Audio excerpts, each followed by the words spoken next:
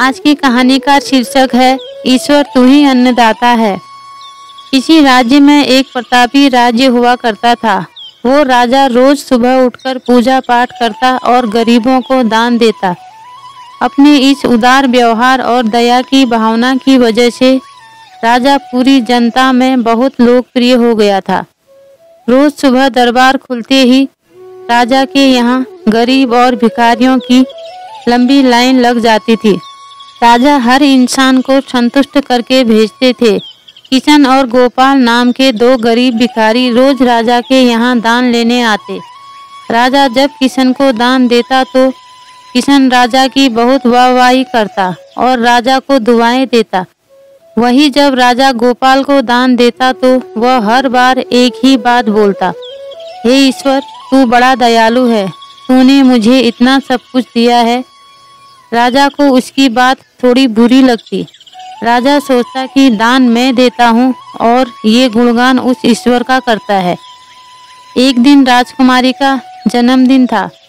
उस दिन राजा ने दिल खोलकर दान दिया। जब किशन और गोपाल का नंबर आया तो राजा ने पहले किशन को दान दिया और किशन राजा के गुणगान करने लगा। लेकिन राजा ने जैसे ही गोपाल को दान दिया तो वो हाथ ऊपर उठा के बोला, हे ईश्वर तू ही अन्नदाता है। आज तूने मुझे इतना दिया है, इसके लिए प्रभु तुझे धन्यवाद देता हूँ। राजा को यह सुनकर बड़ा गुस्सा आया। उसने कहा कि गोपाल मैं रोज तुम्हें दान देता हूँ, फिर तुम मेरी वजह ईश्वर का गुणगान क्यों करते हो? गोपाल बोला, राजन देने वाला तो ऊपर बैठा है, वही सबका अन्नदाता है, आपका भी और मेरा भी। यह कहकर गोपाल वहां से चला गया। अब राजा ने गोपाल को सबक सिखाने की सोची। अगले दिन जब किशन और गोपाल का नंबर आया तो राजा ने किशन को दान दिया और कहा, किशन मुझे गोपाल से कुछ बात करनी है, इसलिए तुम जाओ और गोपाल को यहीं छोड़ जाओ। और हाँ, आज तुम अपने पुराने रास्ते से मत जाना। आज तुमको राजमहल के किनारे से जाना है, जहाँ से सिर्फ मैं गुजरता हूँ। किशन खुशी खुशी दान लेकर चला गया।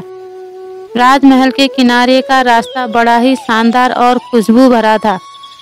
संयोग से राजा ने उस रास्ते में एक चांदी के सिक्कों से भरा घड़ा रखवा दिया था। लेकिन किशन आज अपनी मस्ती में मस्त था। वो सोच रहा था कि राजा की मुझ पर बड़ी कृपा हुई है, जो मुझको अपने राजमहल के रास्ते से गुजारा है। यहाँ से तो मैं अगर आंख बंद करके भी चलूँ तो भी कोई परेशानी नहीं होगी। यही सोचकर किशन आंखें बंद करके रास्ते से गुजर गया। लेकिन उसकी नज़र चांदी के सिक्कों से भरे घड़े पर नहीं पड़ी। थोड़ी देर बाद राजा ने गोपाल से कहा कि अब तुम जाओ क्योंकि किशन अब जा चुका होगा, लेकिन तुमको भी उसी रास्ते से जाना है जिससे किशन गया है। गोपाल धीमे कदमों से ईश्वर का धन्यवाद करते हुए आगे बढ़ चला।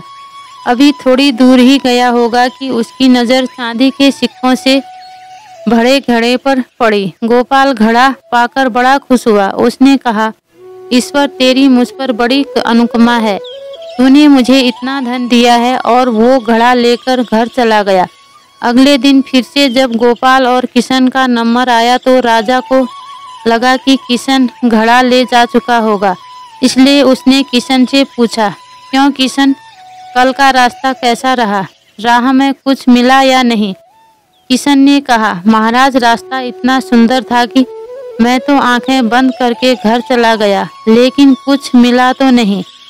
फिर राजा ने गोपाल से पूछा तो उसने बताया कि राजा कल मुझे चांदी के सिक्कों से भरा एक घड़ा मिला। ईश्वर ने मुझ पे बड़ी कृपा की। राजा किशन से बड़ा गुस्सा हुआ। उसने कहा कि आज मैं तुझे धन नहीं दूंगा, बल्कि एक तरबूज दूंगा। किशन बेचारा परेशान तो था, लेकिन कहता भी तो क्या, चुपचाप तरबूज लेकर चल पड़ा। उधर राजा ने गोपाल को रोजाना की तरह कुछ धन दान में दिया। किशन ने सोचा कि इस तरबूज का मैं क्या करूँगा, और यही सोचकर वो अपना तरबूज एक फल वाले को बेच गया। अब जब गोपाल रास्ते से गुजरा, उसने सोचा कि घर कुछ खाने को तो है नहीं, क्यों ना बच्चों के लिए एक तरबूज ले लिया जाए।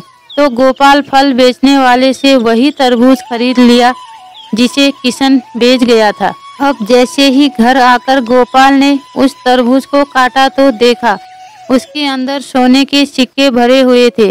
गोपाल ये देखकर बड़ा प्रसन्न हुआ और ईश्वर का धन्यवाद देते हुए बोला, हे ईश्वर, आज तूने मेरी गरीबी दूर कर दी। तू बड़ा दयालु है, सबका अन्नदाता है।